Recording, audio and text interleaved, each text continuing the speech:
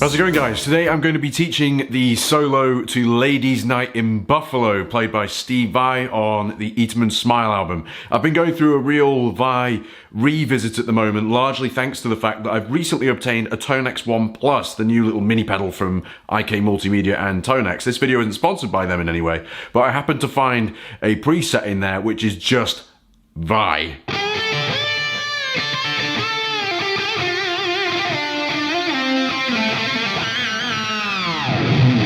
It's just got the sound.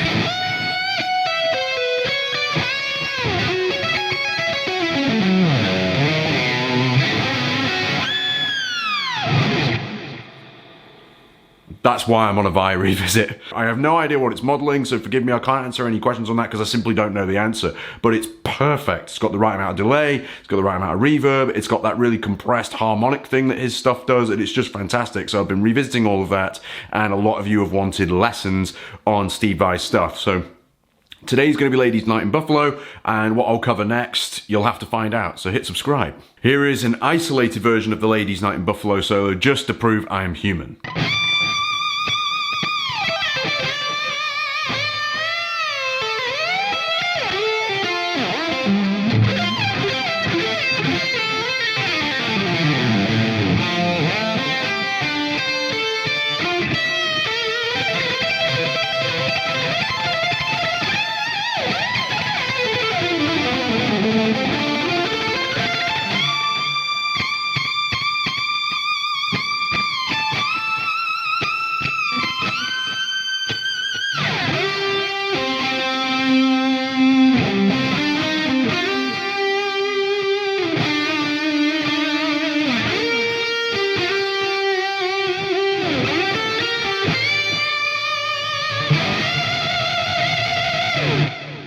I've broken this solo up into sections, and to follow along you need to be in standard tuning. I don't have any tabs for this, I'm afraid, so you're going to have to use your eyes and your ears, which at the end of the day is the most important thing. To start off, we're going to play this little idea. I'll play it slow first and then I'll break it down a little bit.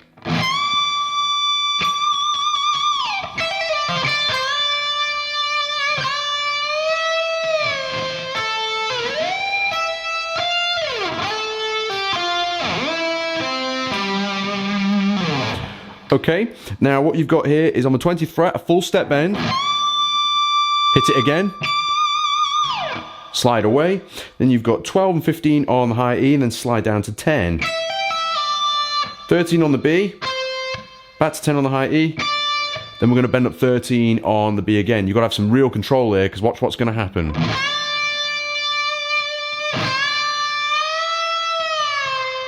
We're going to go bend up a full step, repeat that, then you're going to push it a full step further, so you're going to turn that D note into an E note,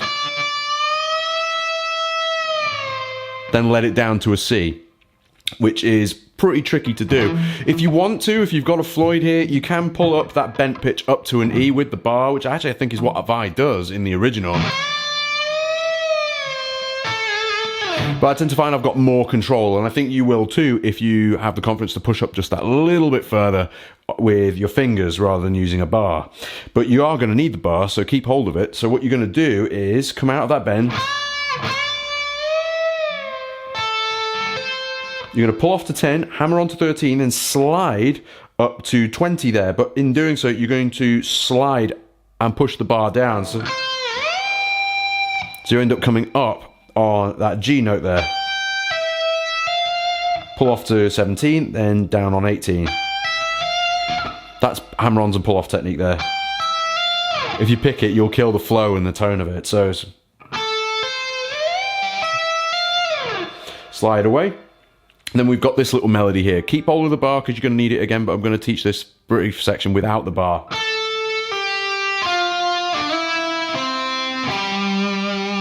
Okay, that's 10 on the B, pull off to 8.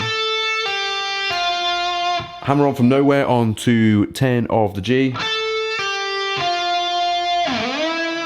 We're then going to pull off to 7, slide up to 9, but in that slide you're going to push down on the bar and come up on that E note there. Then 10 on the D and 10 on the A. So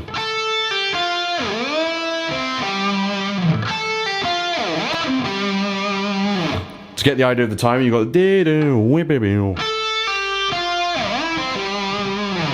with the vibrato there. Section 2 is a lot of fun. It encompasses virtually every Steve Vai technique you can physically imagine. We've got, first off, this really cool sweeping lick here. I'll play it slowly for you.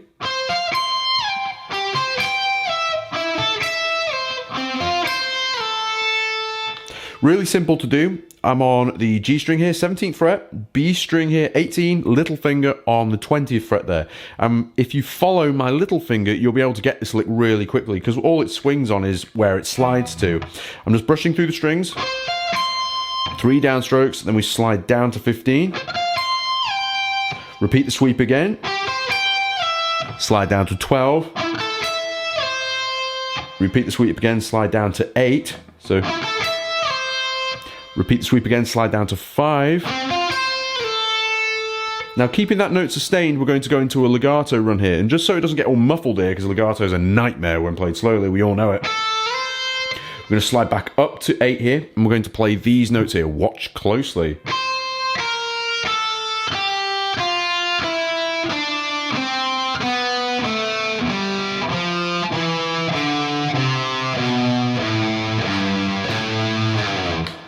The attentive among you will notice that that's not modally a correct scale, but it is what happens in the original recording. You've got this very unusual B flat hanging out here.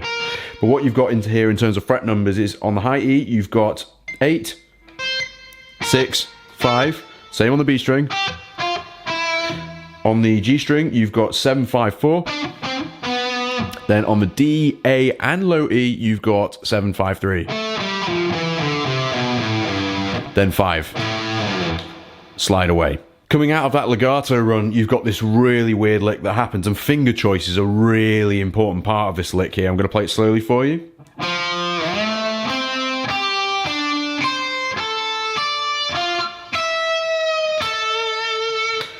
Weird, I know. You're starting off on the D string here with your ring finger, 3rd fret.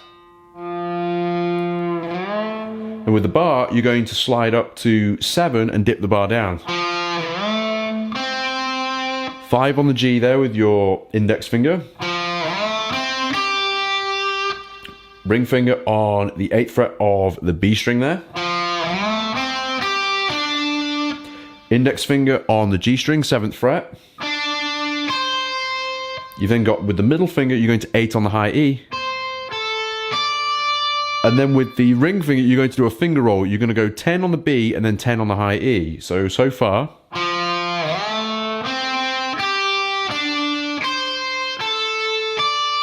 Then you're going to move over to the G string here, 10th fret, with your index finger. Then skip over to the high E, 11th fret, bend it up like a half step. With a little pre-bend there. Then finish the lick on the 10th fret of the B there.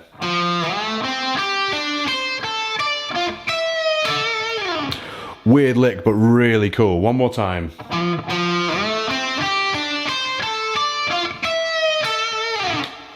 Awesome licks, so fun to play.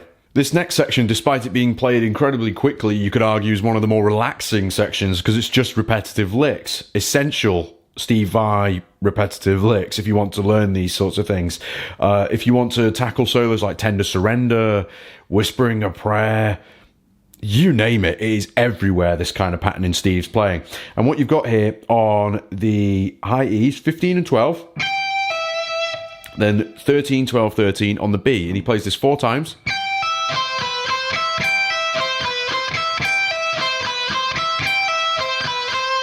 Then we move the lick up 5 frets to 20 on the high E there.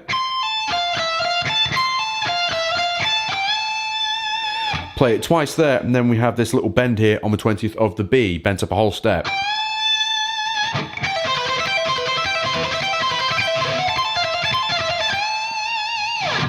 Now, if you want to alternate pick it all, by all means go ahead. Steve Vai seems to do a little bit of both, where he'll pick the high E and pull off.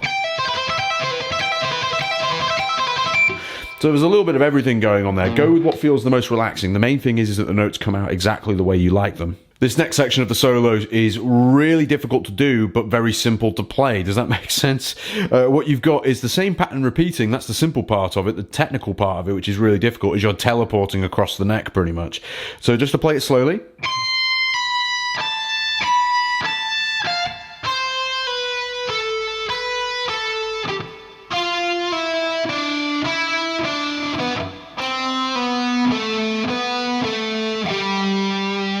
Okay, what you've got there is this pattern starting on the 20th fret of the high E. Pull off to 19, 22 on the B, and then 19 on the high E. Then 22, 18 on the B.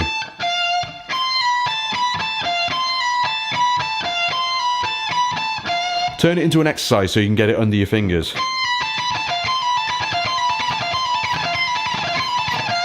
Pick as much of it as you like. I'm lazy and try to pick as little as I physically can. Then I move over to the B string here, 13 and 12. 14 on the G, and then 12 on the G. Sticking with the same strings, you've got 10 and 9 on the G. And you've got 12 and 9 there on the D. Then 10 and 9 on the D. 12 on the A. Then you're finishing that lick there on the 10th fret of the A. So the whole thing.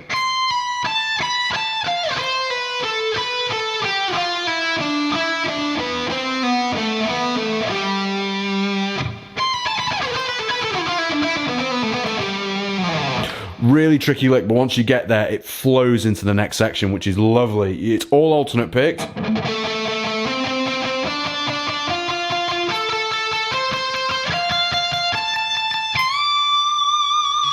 Really cool. So all alternate picked. You've got 12 and 15 on the A and D. 14 and 17 on the G. Then you've got 18 and 22 on the B. Then we get to the, what we got here, 20 on the high E, bent up a whole step. Then we play with that whole step bend. You just keep going up to it.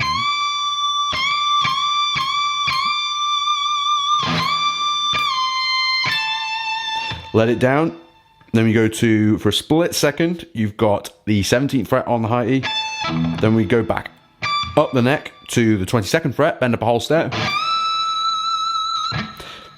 Play it again. Then 24, and we're bending that up a step and a half to a G. Really tricky to do. You may get a string break if you've got old strings, but I promise you it's a really, really good bend to get. And you are slightly flinching. I know I did just then.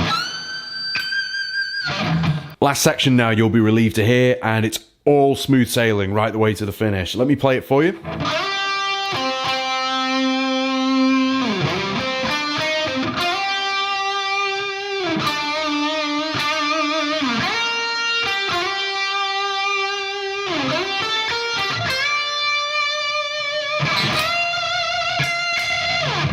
Okay, so just to break this down a little bit, you've got 12 on the G,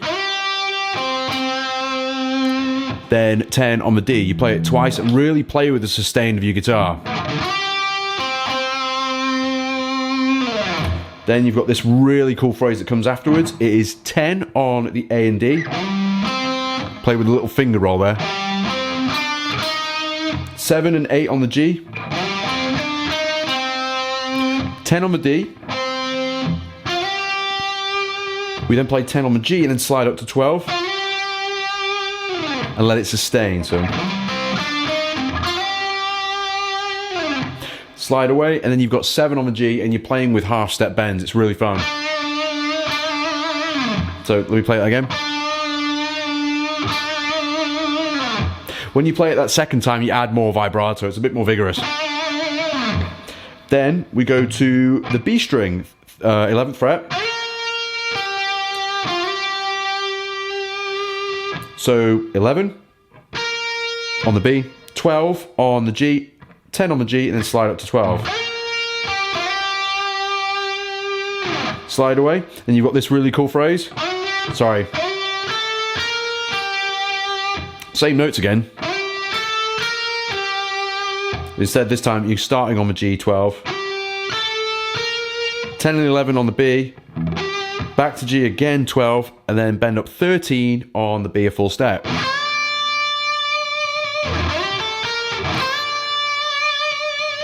With a little bit of vibrato. Then it's a unison bend in F. So you've got 13 on the high E and 16 on the B. And then that's it. You're back into your funky section.